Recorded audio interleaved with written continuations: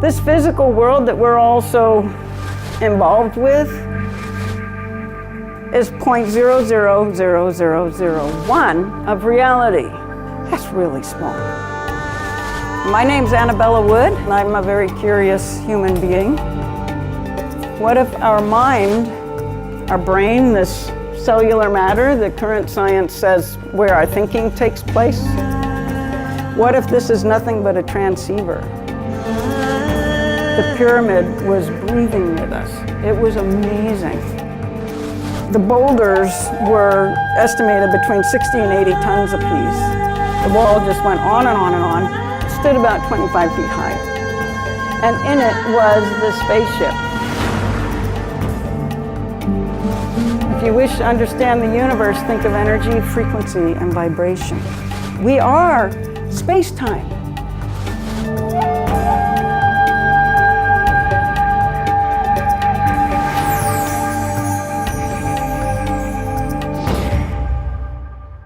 My name's Annabella Wood. Hi, Annabella. Hey, Annabella. Hello. Hi, Annabella. I have very few credentials other than I'm a very curious human being. And I go down every rabbit hole I can find with what I consider a skeptical mind. And to me, a skeptical mind is open to new possibilities, but not just swallowing everything wholeheartedly. Checking it against my own ideas to see if it works for me. So I invite all of you to be wholly skeptical while we're here today. So today's talk is on consciousness as vibration. Unified physics, I believe, is the physics of the new paradigm.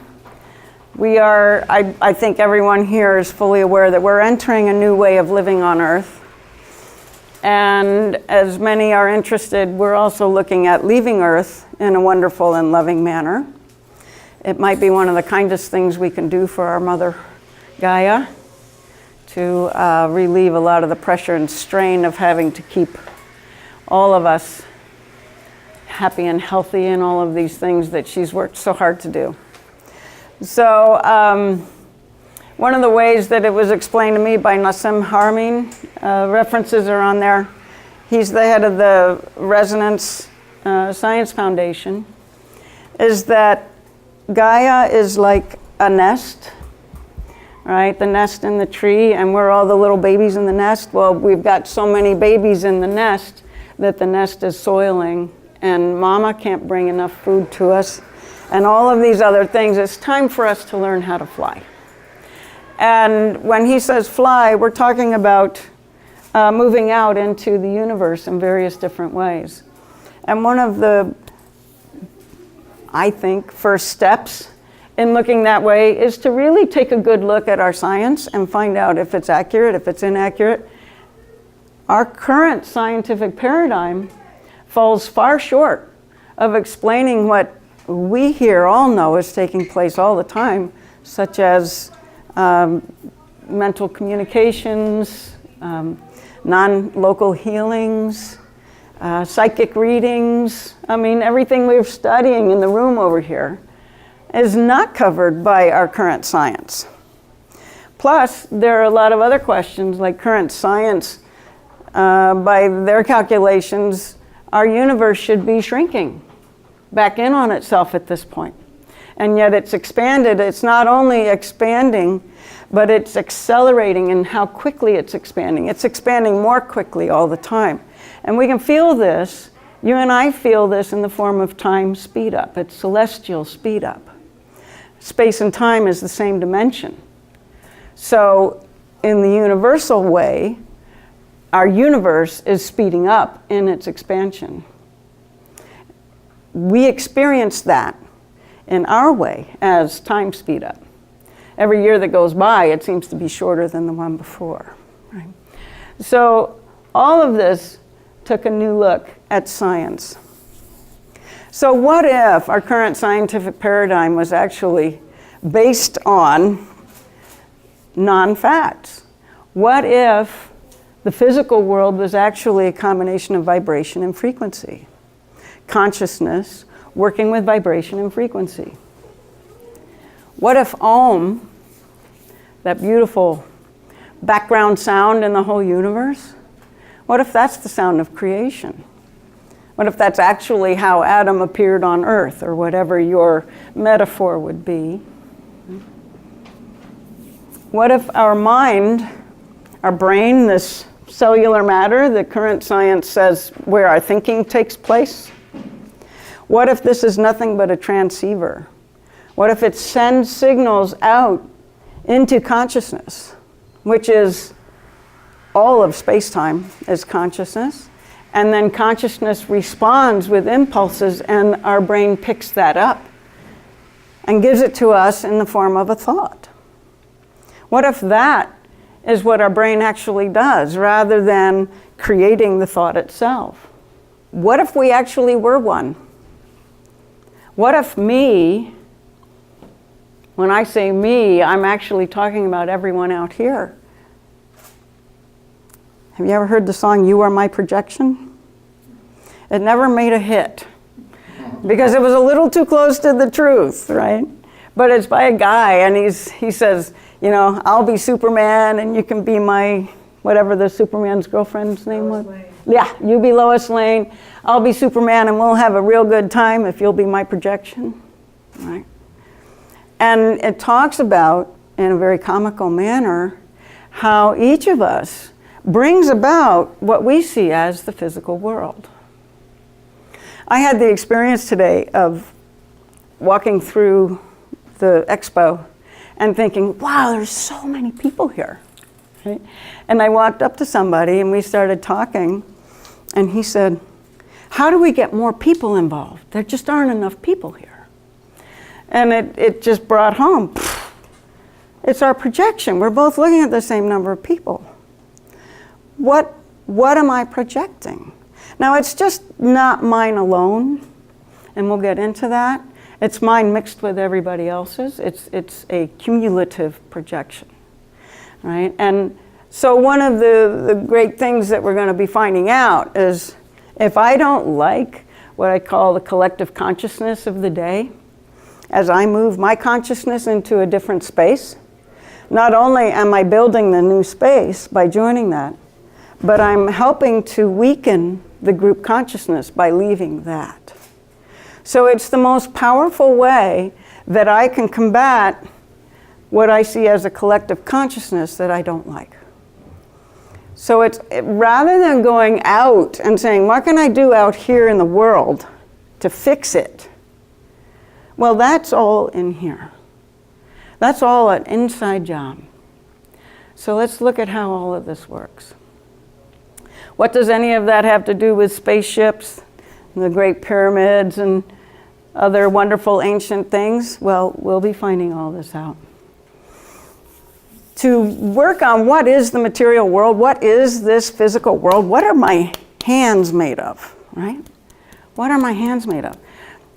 If you draw a bath in your home, and you can practice this when you go home, draw a tub of water, have the drain closed, and the water's sitting there, right? Now, we all know that there's a lot of movement in that water, but it's all balanced equally in opposite directions. So this equal and opposite movement makes it appear very still. There's no overall movement in the water. It all adds up to a sum zero. Now, at sum zero, I can put my finger in, and if the water is the same temperature as my finger, I can barely even feel that it's there. It's hard to see. I certainly don't hear it doing anything, bumping the side of the tub or whatever. It doesn't tickle my senses, right? It just is sitting there. If I put a rubber ducky into the tub, that rubber ducky's not going to go very far either.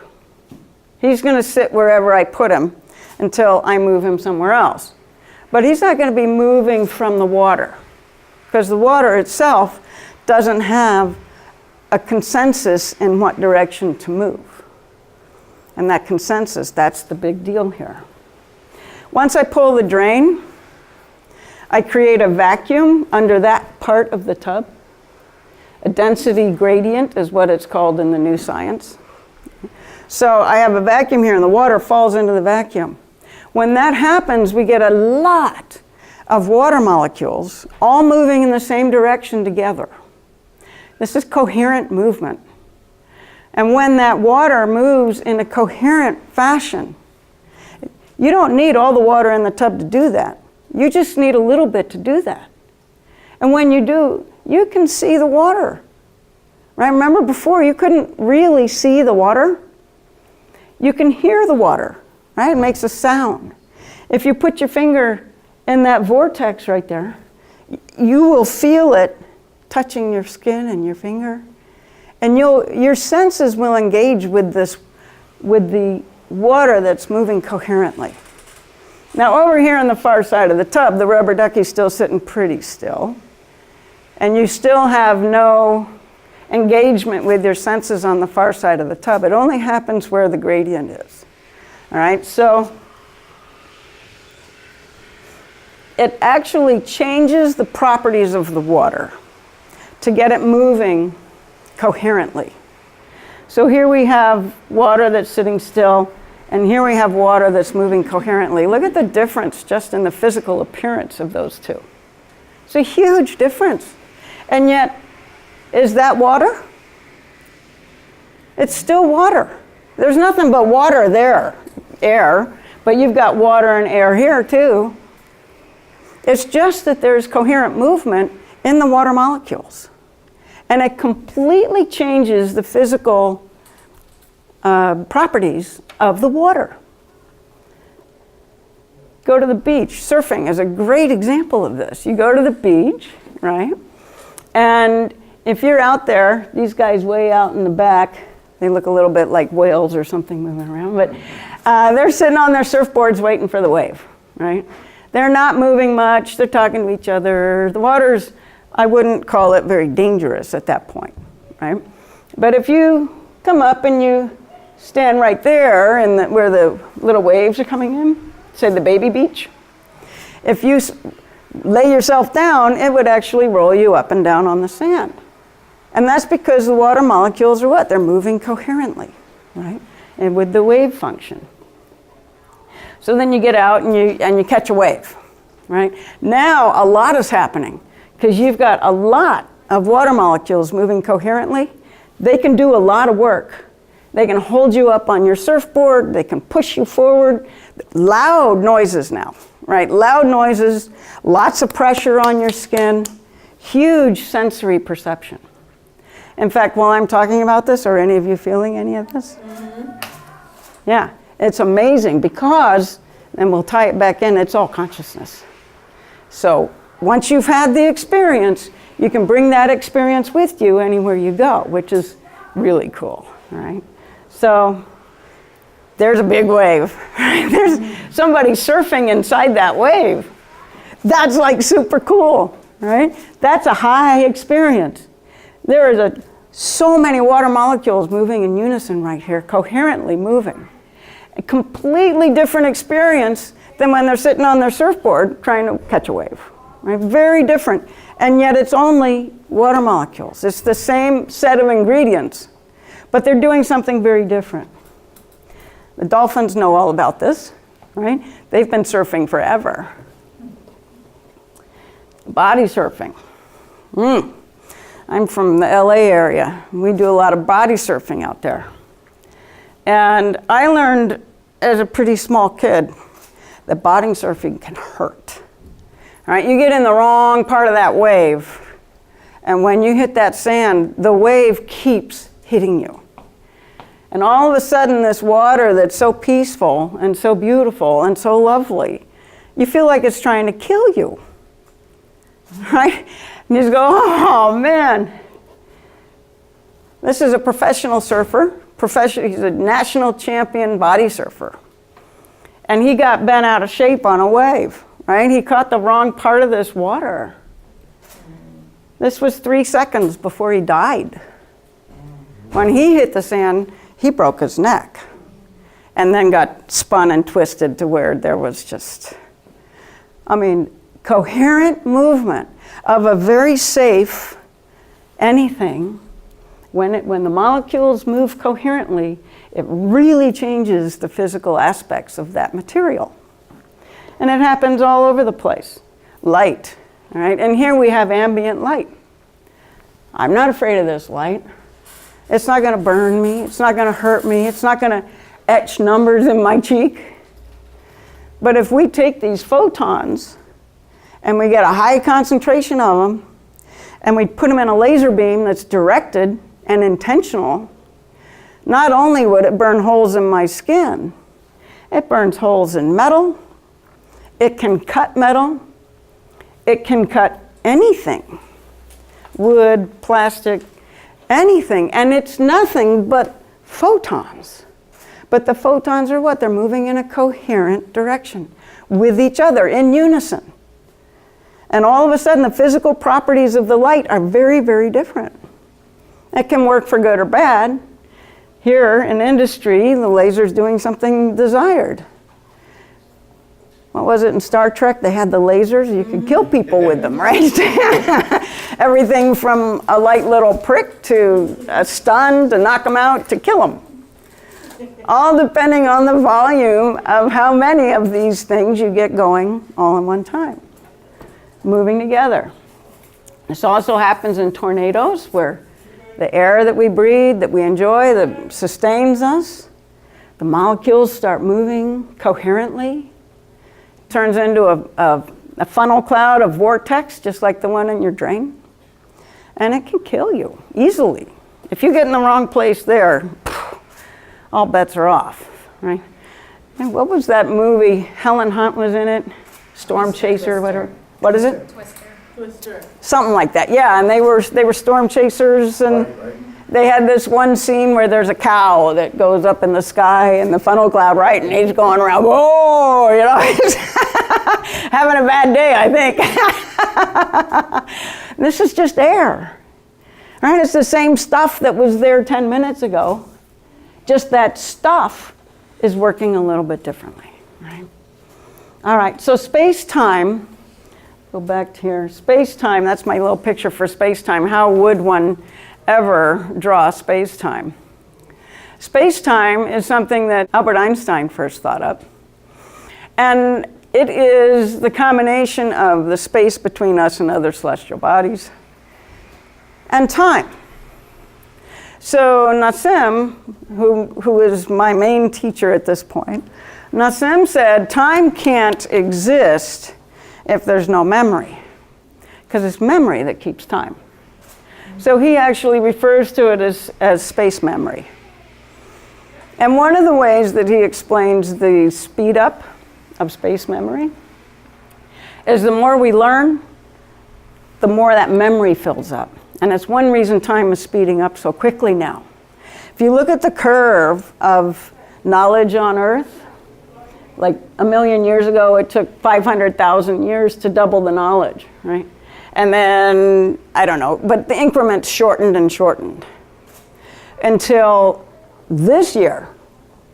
We double our knowledge every 7 days. And that line, which was going like this, is going like this now. It's one reason time is really moving quickly. This is not a trick of the imagination. But we're learning so much so quickly at this point that celestial speed up is on an infinite curve vertical. So I would imagine in a year it'll probably be every 7 minutes. You know, as we have more and more people on Earth that are doing more and more research and more powerful computers, you can see how this would exponentially grow. All right, so when people say, how soon do I think I'm going to have a spaceship? My mind wants to say, oh, it's going to be at least 100 years. But then I think of this curve. If we're on a vertical line, that 100 years now could be, I don't know, 10, 5? How determined are we to figure this out, right? Where are we on this curve? Well, it's pretty vertical, wherever we are. So space-time is made of Plancks, these little tiny oscillators that were found in the 1920s by Max Planck. There are two reasons I continue to call them Plancks. I've heard some people call them Plancks. First off, he was German, and if you asked him what his last name was, he would tell you Planck. And they were named after him. But secondly, if I use the word Planck, you're going to think something something hard and stiff. These are not. They're oscillators. They're little tiny vibrators, right? That just, don't get excited, girls. You can't feel them, okay? So they're always moving. They're constant movement. They aren't energy. They're not material. They're pre all of that. What they are is everywhere in space. Now, I don't know if I might be reviewing, please forgive me, but in a molecule, even in an atom, they're 99.999999% space, right? So the Plancks are even inside the atom. They're everywhere. They're just like the molecules in the bathtub, right? When you put a pressure gradient on these Plancks, they are going to move.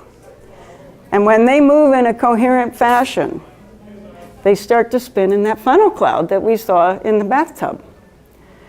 When they spin with enough force, they actually form a proton. And that's what a proton is. A proton is Plancks, not quarks, Plancks, spinning in a coherent fashion. And it changes the physical properties of space-time just as radically as water. All of a sudden, space-time that we can't see, feel, whatever, takes on vibration and it takes on energy. So it has an energetic field. Now, even though I just told you that molecules and atoms and all of these things that are physical are 99.999999% space, that's 7 nines after the decimal, all right? So we can say all space, almost. Why don't my hands go through each other? They're both 99.999999% space. How can I clap? Why don't I just move through walls? Why do I have to use the door? Right? What is that? Well, that is the vortex. Those are those vortexes. That's the power in the wave that killed the surfer. And what it does, it creates an energy field, a force field, electrical energy field that we can measure. That's how when you put your finger on your smartphone, something happens. It's pulling off of the energy that's in your finger, that's actually making your finger a finger, right? This is very real energy.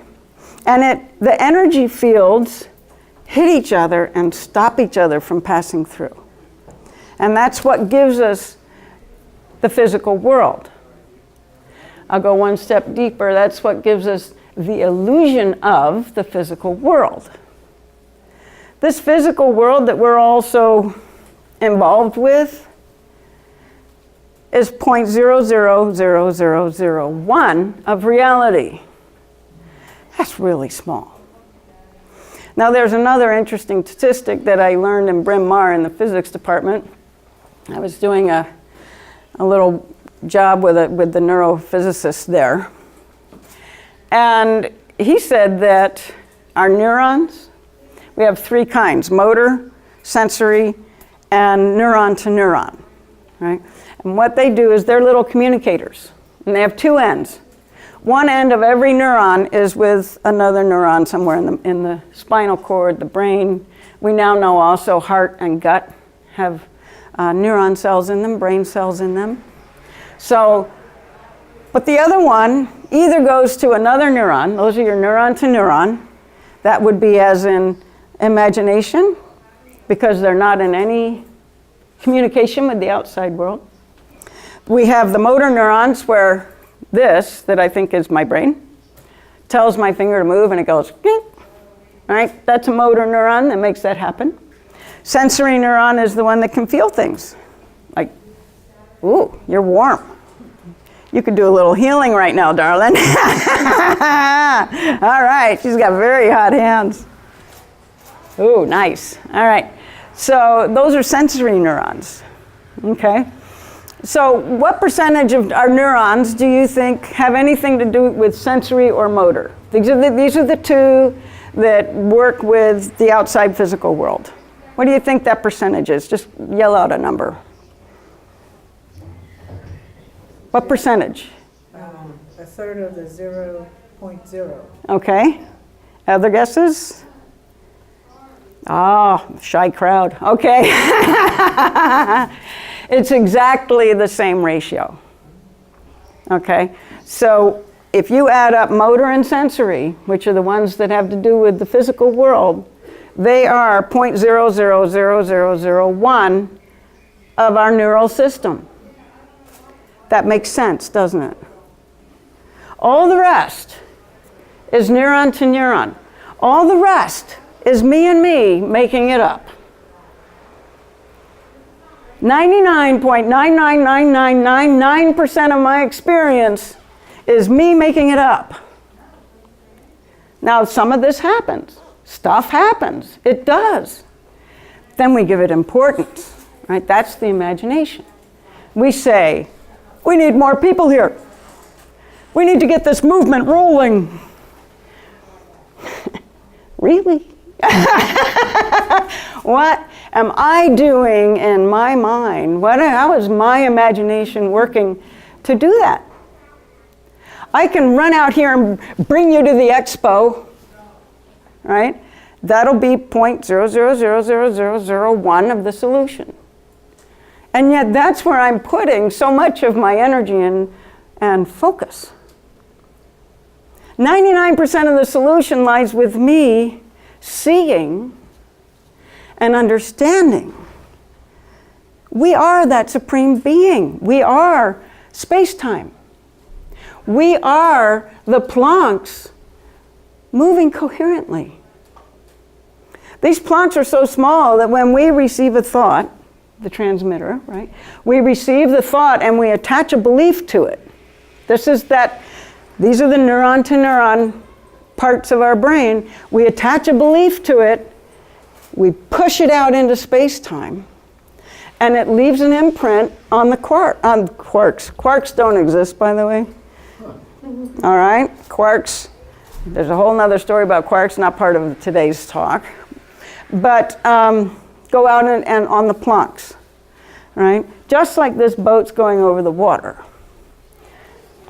Most of the ocean doesn't really care that the boat's there, right? Most of the ocean is going, oh, there goes a boat. Right? But the molecules that are hit by that boat, have you ever been sitting at the back of a boat and watched as the boat goes over it? You see all the little whirlpools, right? That's what happens in space-time as we send our thought out. And it makes the physical world. That's the genesis of the physical world. That's the Om. What am I oming? You don't have to meditate to do the Om, by the way. I'm not saying, and if you do meditate, great, that's a fabulous thing. If you're not a meditator, that's okay.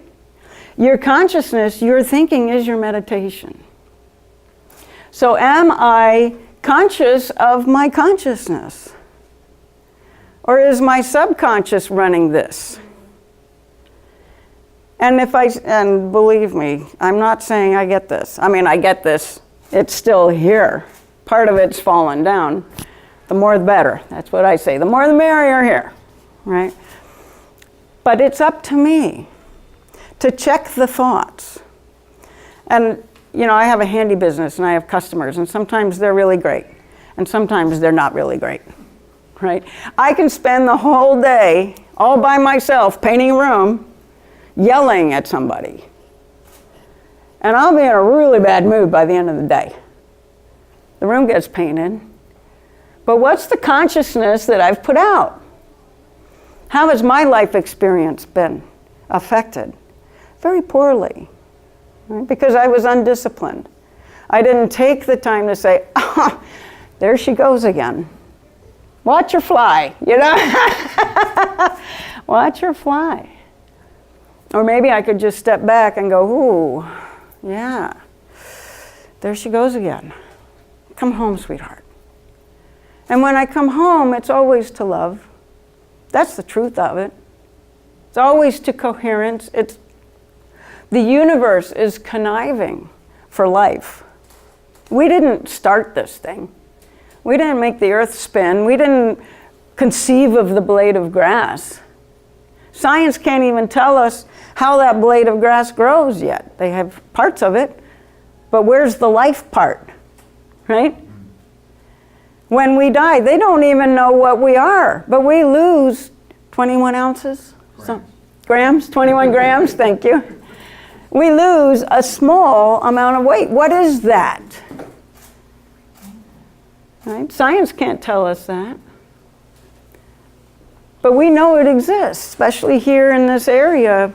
We know that's really active stuff. And you can see it, it's just past the visual spectrum. You can see it in the form of auras and this auric photography and things like that. So it's very, very real. So here's sort of a graphic presentation of a proton getting formed, right? I have the thought, just that breath, right? I'm moving air. I'm also moving what? I'm moving Planck's. I'm affecting space-time. And all of these protons, by the way, interesting thing about a proton, it's Planck's that are moving coherently. You can actually measure how many Planck's are in a proton because protons have a certain size when they meet what's called critical speed, where they self-sustain, right? And they just keep moving. You can't even break them apart. That's why it takes something like CERN, which covers 17 acres, and they run these protons around and around in opposite directions at hundreds of miles an hour, and eventually they'll hit each other. That's the only way to break a proton. Once they get set up, they're eternal, right? So, you know how many Planck's are in a proton? It just happens to be the exact, precise same number as it takes protons to make the universe. There's a 1-to-1 ratio between the Planck's in a proton and protons in the universe. That's amazing. That tells you a little bit about how small a Planck is. Almost unimaginably small. If you took a Planck and brought it out to the size of a grain of sand, the proton, the size of the proton in that world, would stretch from our sun to the next nearest star, Alpha Centauri, right? That's how small a Planck is. And then you take all these grains of sand and you fill up that sphere from here to Alpha Centauri. That's how many Planck's are in a proton.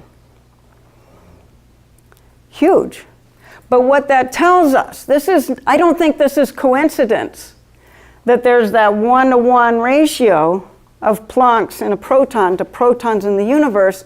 There is an ambassador in every proton for all of the protons in the universe. So you have a trillion protons just in your body, right? Just in your body. We all do, essentially. So you have contact with the entire universe, including the nebulas and the this and the that and the galaxies and the subgalaxies and superclusters and all of that. You're in constant contact with all of it through the Planck's in your protons. That's where wormholes come in and all this other stuff, right? They're all connected to each other directly. That's why that number is equal. And that's how psychic abilities take place, all of this communication stuff. It all takes place because the Planck's are directly aligned with the protons. Having fun now? Okay. So that's distant healing. What is that? Long distance visioning. There's a word for that. What's that? Viewing. Remote viewing? Remote viewing. Yeah. Remote viewing. Amazing how accurate remote viewing is. I was lucky enough to have a dad who could remote view. He could do long distance healing. He could do all of this. And he also had his master's in physics from MIT. Now you talk old science. He was a Newtonian physicist, right? the 300-year plus science here. But he also knew that all this other stuff took place. So lucky me, right? At our dinner table, like in the breakfast, he'd have his cup of coffee and I remember sitting on his lap at like 3, and he would spin the coffee with his spoon and then pour a little cream in there, and you'd get the spiral. Mm-hmm. And he'd say, "This is what the Milky Way looks like."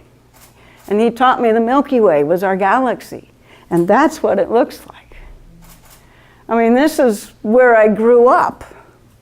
And he did also remote viewing and non-local healing, plus hands-on, all of this.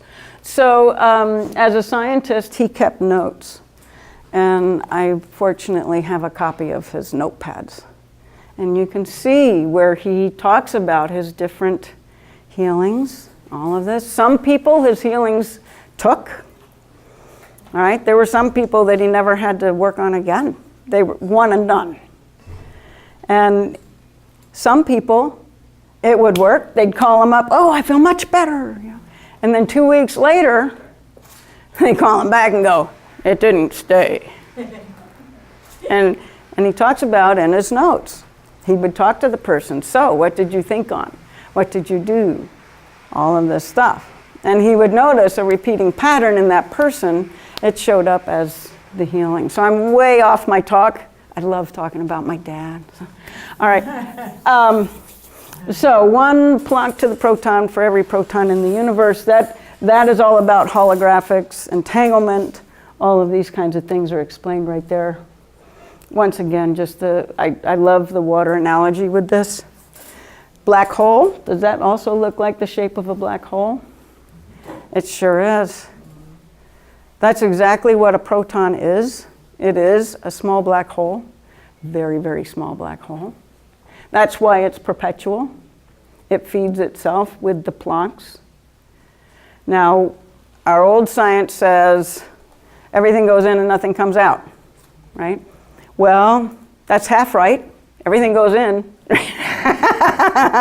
The part they forgot was it all comes out, but it comes out in the form of Plancks.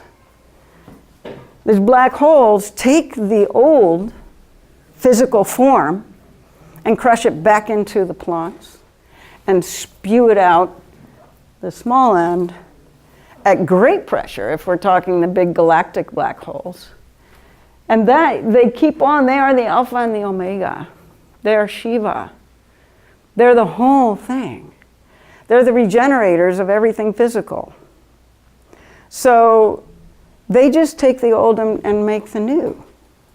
Opposite every black hole in the universe, and when I say opposite, it can be gajillion miles across the galaxy because there's huge pressure in these things. You'll find the big nurseries, the big galactic nurseries and nebulas where all the stars are being born and all this is going on. That's because the Plancks are finally coagulating there. Consciousness is hitting and they make the protons and make the stars. On and on and on. So Tesla is finally coming into his own, a mere 100 years after his work. But if you wish to understand the universe, think of energy, frequency, and vibration. So the old model has the proton as like a cue ball. The proton is a negatively charged cue ball in the old picture. The electron is much smaller. Proton's positive, electron's negative. Another cue ball running around this one. Well, that works just great until you add to the mix a second proton. So the only thing they've described is a hydrogen atom. That's the only one that has only one proton. You add another proton and you've got a problem because you've got two positives in very, very close proximity. They've never, ever, ever been able to explain why the protons don't just go away from each other. If you put positive ends of magnets together, they're going to push each other apart. So why is there even a physical world at all? How could that possibly take place? So these scientists in their infinite wisdom, they said, well, that's actually the strongest force in the physical world, is the force holding these protons together. So they named it the strong force, right? That is the strongest of the nuclear forces holding the physical world together. It's called the strong force. But what they failed to talk about was, what is it? Where does it come from? It's the strongest force in the universe. It holds our physical world together. But they don't know what it is. They've ruled out gravity, because the particles are so small, there's not much gravity in there. They've ruled out electromagnetics, because it would be the opposite if that were true. They've never said what it is. Now they can use it. They make atom bombs. If you want to know how big that energy is, the atom bomb that was dropped on Hiroshima was smaller than this room. Smaller than this room. And you saw what it did over there. So that's a huge energy. It really is the biggest force in the universe. But they never knew what it was. So now we change the picture a little bit. The proton is not a cue ball. The proton is this funnel. It's the vortex. It's a black hole vortex. The black hole has extremely strong gravity in the middle of it. Extremely strong. So we know how much gravity a black hole generates. So if we do the calculations, how much gravity does a proton-sized black hole generate? If you have two of them, how much attraction would there be between the two of them from black hole gravity? And guess what? I know, I don't have to tell you. It's exactly the same as the strong force. Exactly. It is what the strong force is. It's a special case of gravity that Einstein produced through his formulas that scared him so much he denied it was there. He spent the rest of his life trying to disprove himself, because the whole thought of a black hole was so terrifying to him. Because he saw the part where everything falls in. He didn't see the part where it all falls out. He thought it was a one-way black hole. And that's what we're still being told. But now we know more, right? Unified physics is coming of its own. And Nikola Tesla knew this. If you read his diaries or anything, watch even the bios on YouTube. That's the easiest way to do this, on Nikola Tesla. He was in touch with extraterrestrial beings, and he was downloading that knowledge. So he knew the proton was not a cue ball. And that's how he got so much of what he got. He's the one who invented AC energy, if you're not familiar with him. He changed our entire world and then was taken out of the history books, because he also figured out how to give everybody free energy forever. That wasn't real good for business. So they just erased him. They erased him physically. They didn't kill him, but he died in obscurity at 90-something. What was the free energy? Briefly, what was the free energy? It's from the Earth. It's from the Earth, and it's the same energy that the pyramid was built to draw also. He built what's called Wycliffe Tower, if you want to research that. And that tower was above an aquifer, just like the pyramid. And it took the energy that Gaia is giving off all the time. It just took that energy from the Earth. In fact, I didn't bring it, but I have a little thing that I built, and it has a ground wire. And when I ground it, it puts off energy. All I have to do is stick it in the Earth, and it puts off volts, millivolts, admittedly, right? But they would add up. So if I added up 100 of these little plates, I'd get 100 times more energy out of that. If I wanted to put the time and money into it, I don't know how big it would have to be before it would run my house, maybe the size of this room. I don't know, I haven't done the math. But the Earth is constantly putting off electrical energy, voltage. And our bodies are made to run off of that voltage. One of the disservices that we're doing for ourselves right now is wearing rubber-soled shoes. It insulates me from that voltage from the Earth. It's actually Schumann Resonance. Have you heard of that? It's 7.3 hertz. Everything in nature runs off of Schumann Resonance, including the bees and all of these others. And we're messing with the Schumann Resonance. And Schumann Resonance is also changing naturally for natural reasons. We are in a time of change. This is a new age coming in. It's not a joke. It's not a figment of someone's imagination, and it's not fake news, right? We are in a state of change here on Earth. And we're either going to learn about it and adapt to it, and part of that is to accept the help of all of our galactic cousins that are hanging around waiting for us to get this figured out enough. We have to meet them halfway. I don't know if any of you have ever read Course in Miracles, but it says, you've got to go halfway. Holy Spirit will meet you at the halfway mark. It's not going to meet you where you are. You've got to make the first effort. But all you have to do is go halfway. And then it'll take you the rest of the way. You've got to open up. I have to open up to the point where I'm willing to move forward. And sometimes that means leaving the past behind. And that's where I personally run into trouble. I've got a great past. I got a great life. Things are going for me. Yeah. Why would I want to change that? Oh, it's changing. It's not me changing it, it's changing, right? So here we have Buckminster Fuller's idea of what we're talking about. Now the Plancks in space-time have a huge amount of power, huge amount of electric power, all kinds of, gravity is all in there, it's all in there. It all starts in the Planck field. Buckminster Fuller said that the geometric shape which holds everything in perfect balance, everything within itself in perfect balance so that nothing falls over or gets pulled or anything, is called the 64 Tetrahedron Grid. Now this is tetrahedron is a four-sided equilateral triangle. It's like a three-dimensional equilateral triangle. Like, okay?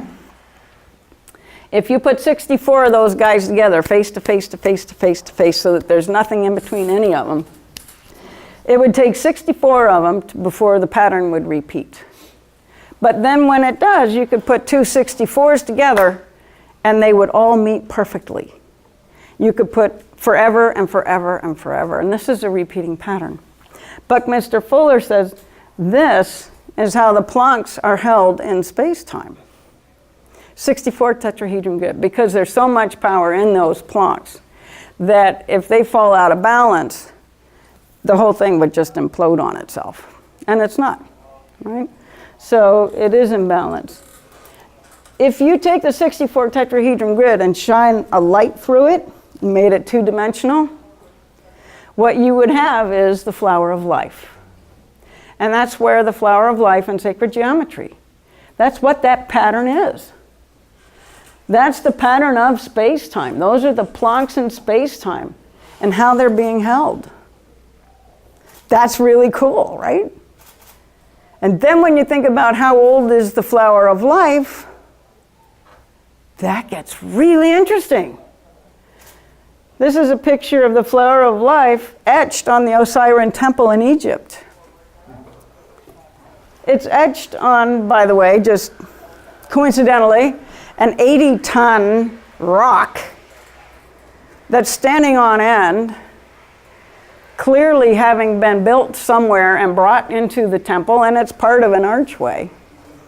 It's like, and it's at least 10,000 years old. So 10,000 plus years ago,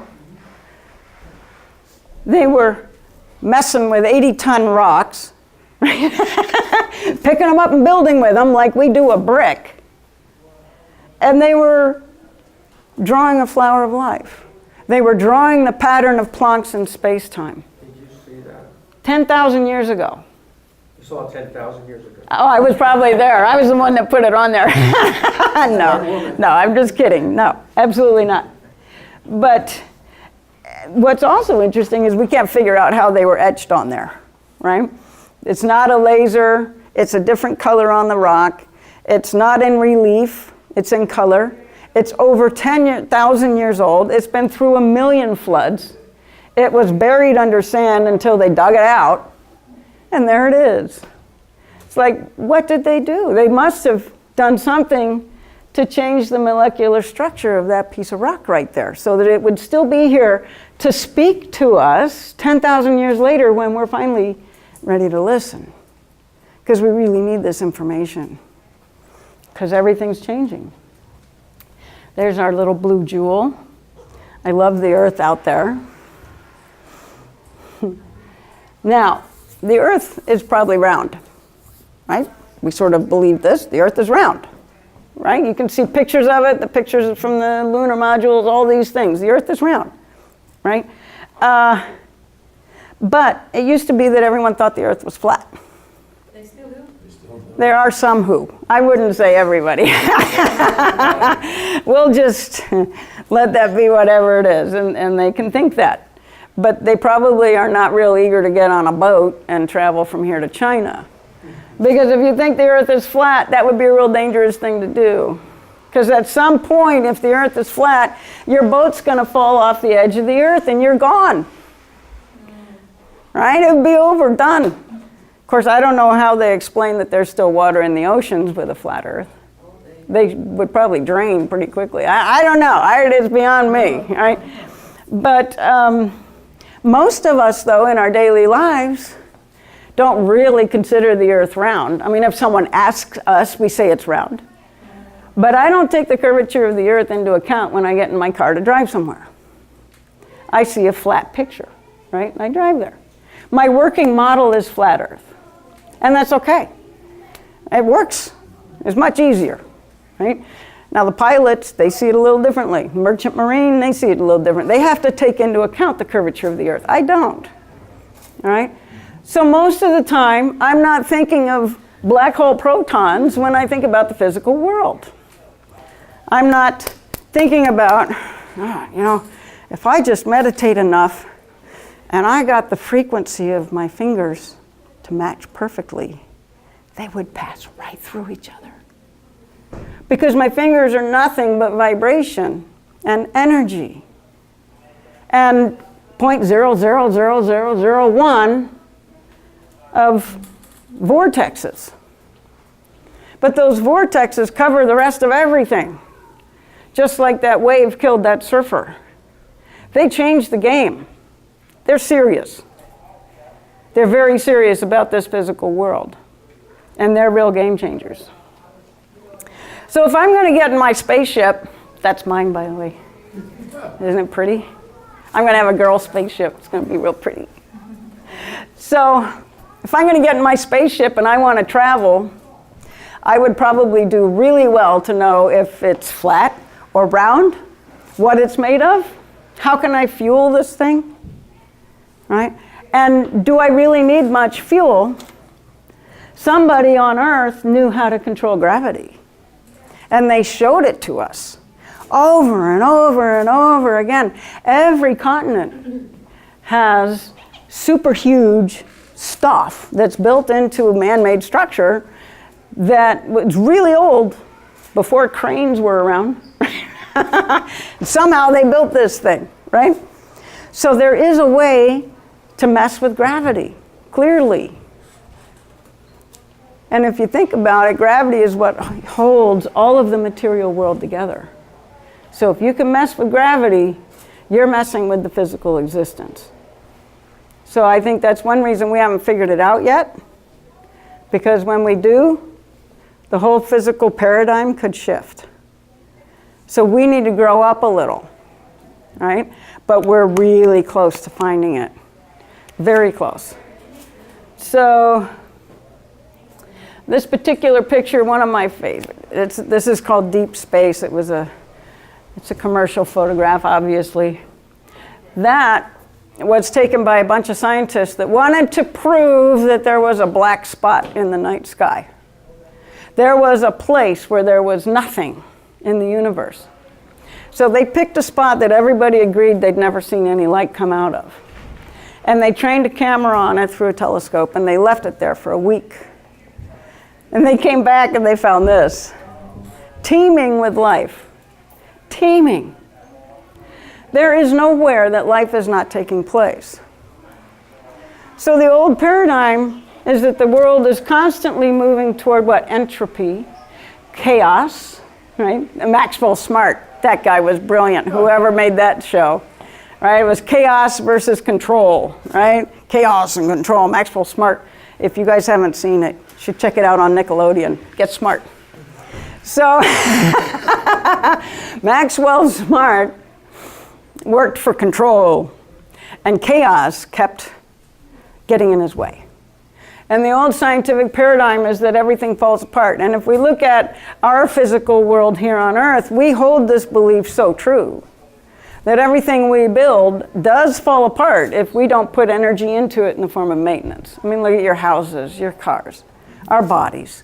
All of this proof that this is true. But it's not true. This shows that everything is working towards order. We actually see that all the time. If the Big Bang occurred, oh gosh, I'm not coming up with the number, but some number of billion years ago, say 7 billion, I think it's something like that. If everything is chance, the way that the old paradigm says, and it's just atoms mupping into each other with no consciousness involved, we're nowhere near making a blade of grass yet, running through all the possible combinations of the bumping of these little black holes. But it's like a Rubik's Cube. If you give a Rubik's Cube to a blind guy, and this blind guy is really special because he can move a cube every second, all the time, 24/7. How long would it take him to accidentally solve the Rubik's Cube? It would be 10 to the 28th years, accidentally. If you put somebody with him or gave him an impulse, somehow let him know, yes or no, you're getting closer, you're not getting closer. You're getting closer, you're not getting closer. All right? Just that one bit of information, a 0 or a 1. 0 or a 1. And he moved, same thing, 24/7, 1 cube a second. He'd get it figured out in 7 days. 7 days. As compared to 10 with 28 zeros after it, years.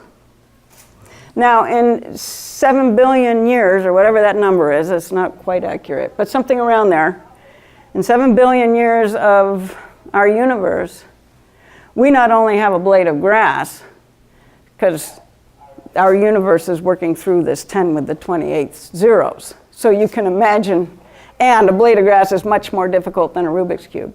All right? So the chances, I actually saw this number once. The chance that we would have a blade of grass by now is 1 times 10 with 6,257 zeros after it. Let me put that in perspective for you. You have a trillion protons in just your body.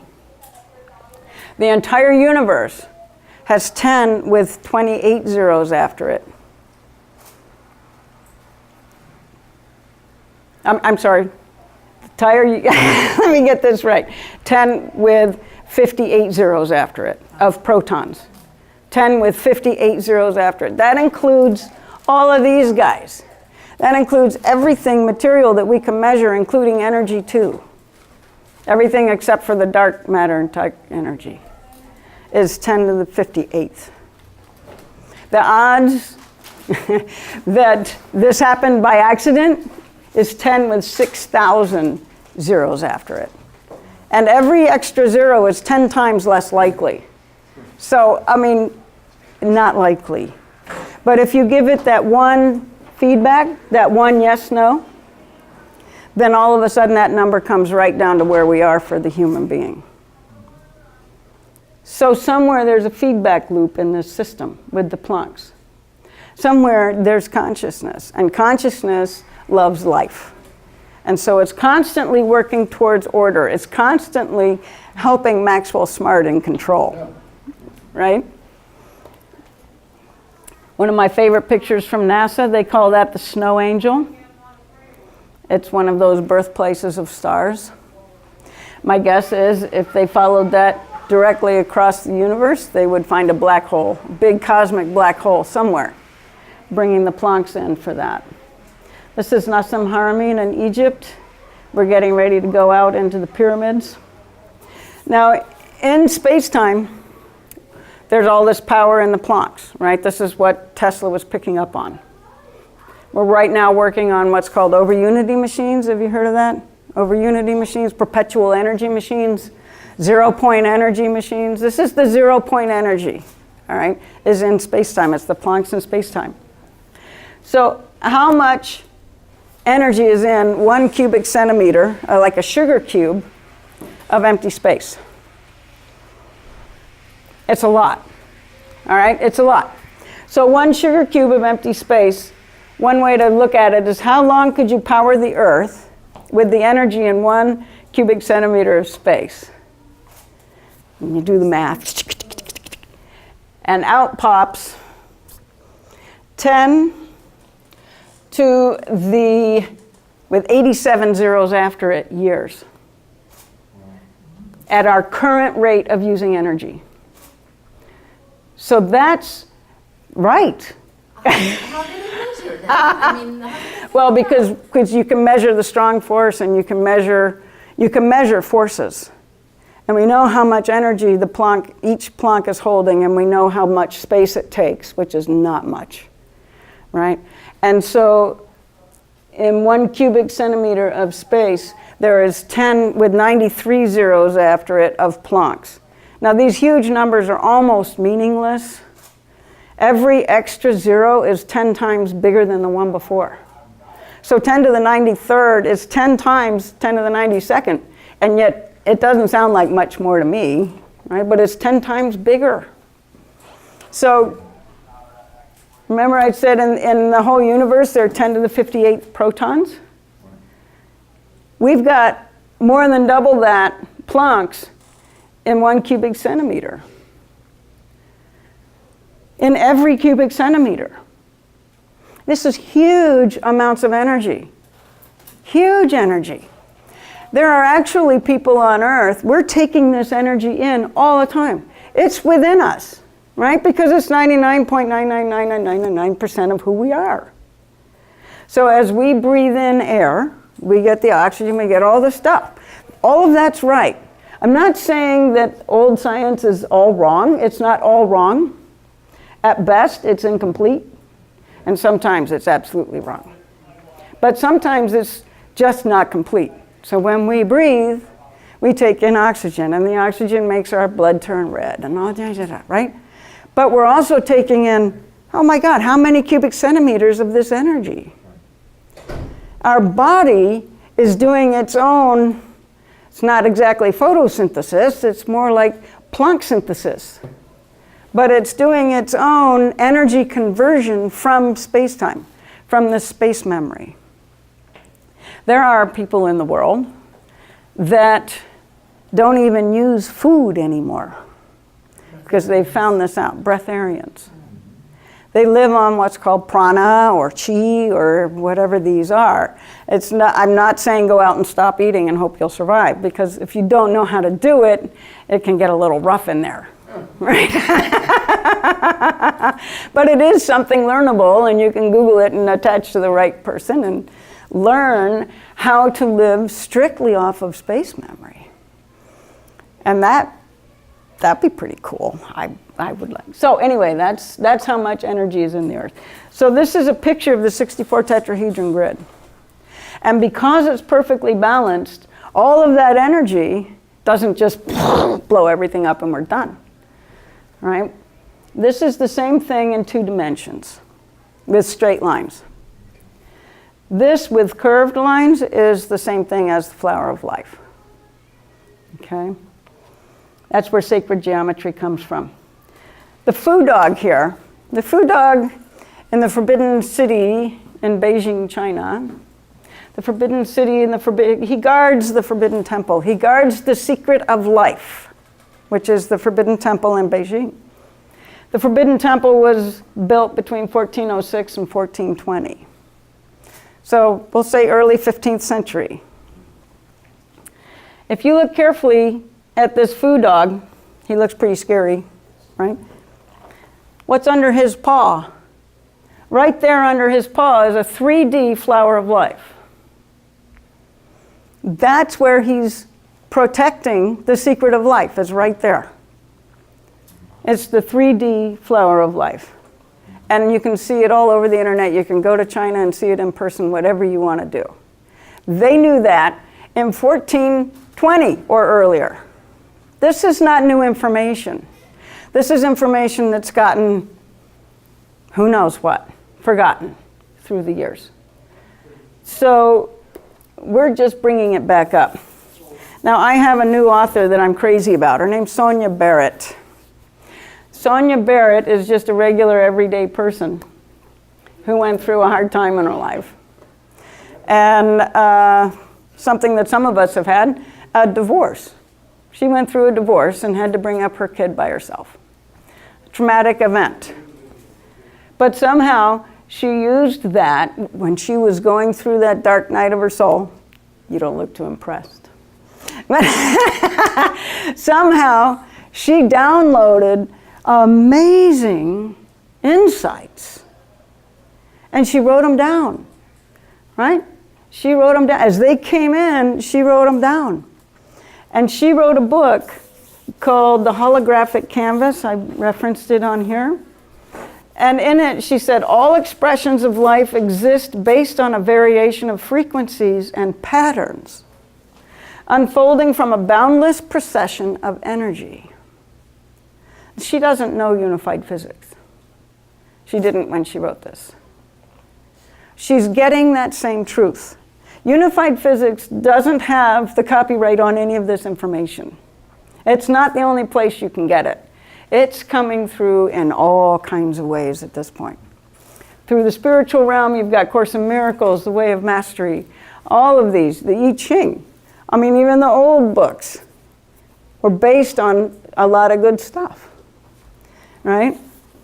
But this is one way to do it. Sonia Barrett, I highly recommend that if you're interested in seeing where consciousness and the material world interface. She's a genius.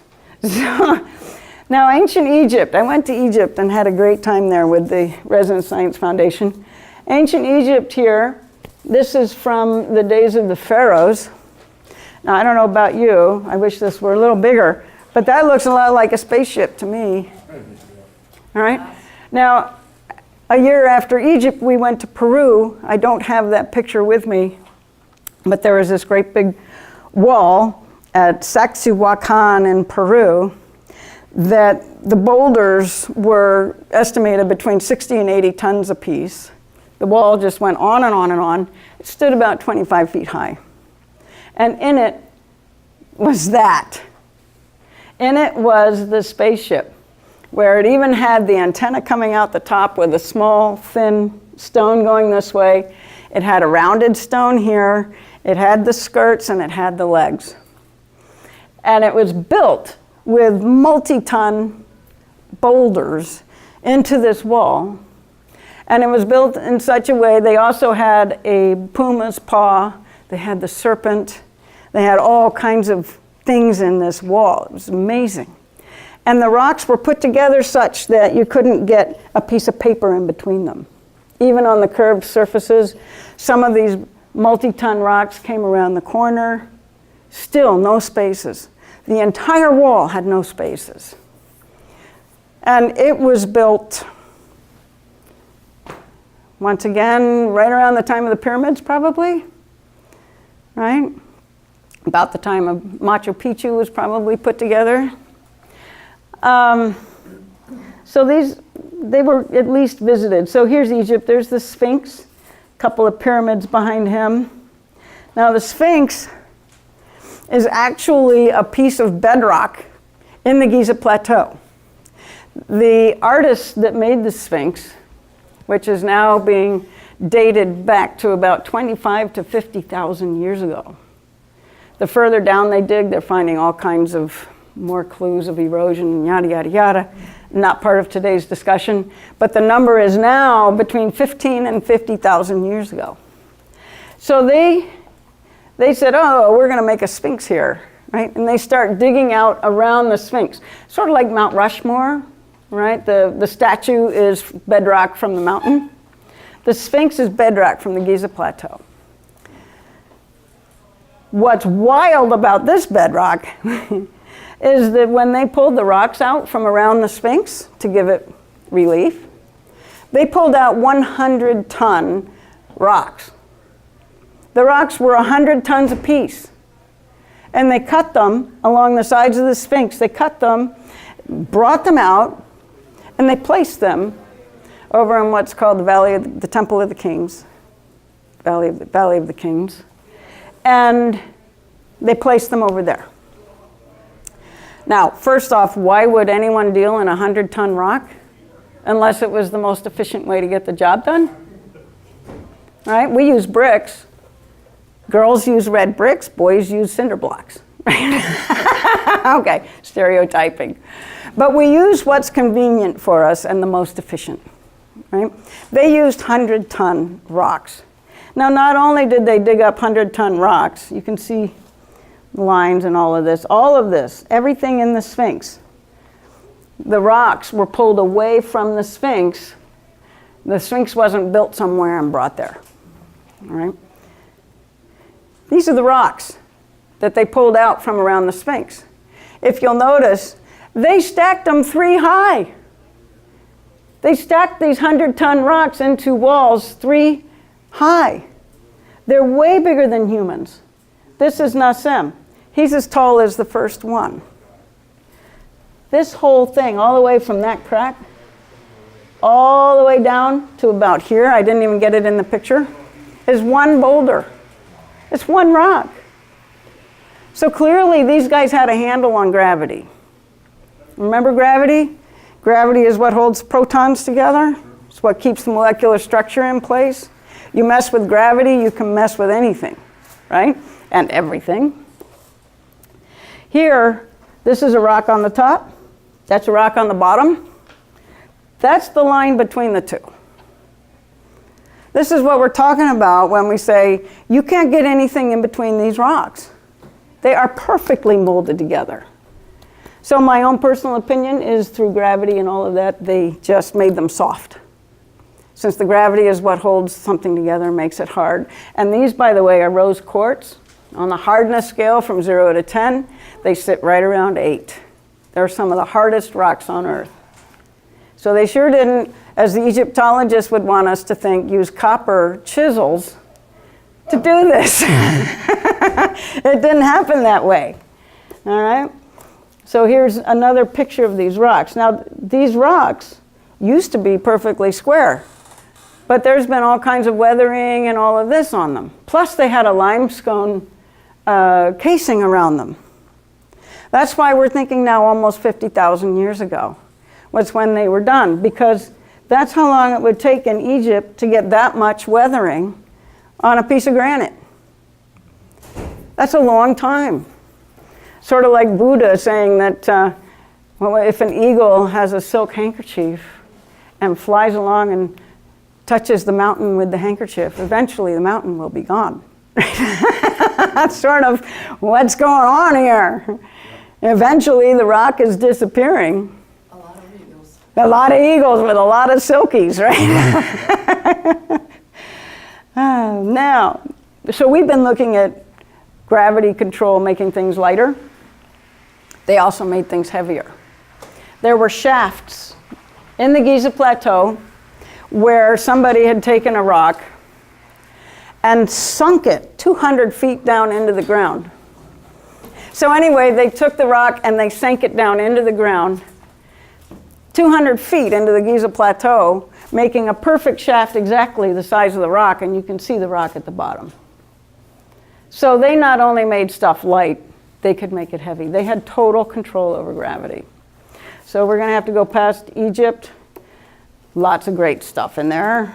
Okay, these are crystals, art crystal. These are man-made crystals that are intentionally made to align, that's quartz, to align the quartz all in one direction so that it takes energy, gathers it, and pushes it out like the little funnel cloud, right? And if you get 160 of these together, and you'd have to take the metal thing off the end, right? But if you got 160 of these together, you'd get 12 volts out of that.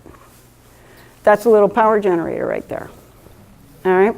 So this is 64, making the 64 tetrahedron grid out of those crystals. There are little magnets in the frames, so we could hold them together. So I'm gonna close this up with a little ending on my Egypt trip. We got to go into the pyramids at 4 p.m. and we filled all 3 pyramids simultaneously until 4 a.m. We chanted the Om in the pyramids, 160 of us, with these crystals, intentionally grown, intentionally aimed. Each of us had a chance to lie in the sarcophagus of the king's chamber with these crystals at our crown chakras, and with 40 people in the chamber chanting Om in unison. And eventually, the pyramid itself picked up the Om. Once we had done it for about 6 hours, the pyramid was breathing with us. It was amazing. And I got into the sarcophagus, and I had the crystals on the crown chakra, and I felt my body just disappear. The black holes in your body spin at different speeds according to your level of excitement, health, all these other things, right? And I felt mine in that. The sarcophagus is pure granite, which is a crystal. And with this, it was just like, it just blew me up, right? And I got scared and I went, I didn't come here to die, you know? So everything collapsed right back where it was. And there I was lying in a rock box. And I went, okay, I didn't come to do this, right? And I just relaxed into it. And off I went into the all that is. And I joined the all that is, maintaining my consciousness so that I could experience being the one with all that is that I really am. And it was amazing. And when Nassim was at the head of the thing, and he's got a big vocal box. When he chants Om, God's there. You know, I couldn't possibly describe what it sounded like. But he leaned down and he touched my shoulder. And I knew it was time I had to get up and give someone else a chance in the box. And I had the thought, oh my God, I have to get all my protons back. Of course, needless to say, they all came back together. And did you get the chance with it? And here I am. But since that day, since that experience was so profound in my life, because I have been able to see the vibration and the frequency in everything the way I never could before. And it got in the way of my day-to-day living.